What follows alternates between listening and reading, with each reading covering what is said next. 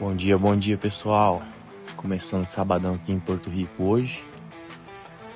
Vamos fazer um teste no Rio aqui agora com a Matrix 220, equipada com motor Mercury 250 HP V8.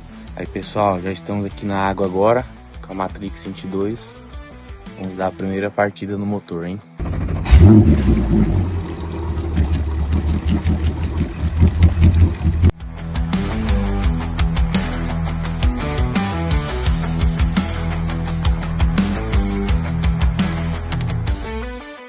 Fazer um vídeo aqui agora mostrando o consumo do motor V8 para vocês, ó. A Matrix 22 a 3.000 giros, 24 litros por hora.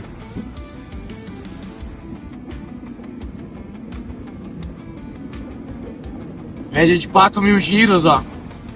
E agora no top full.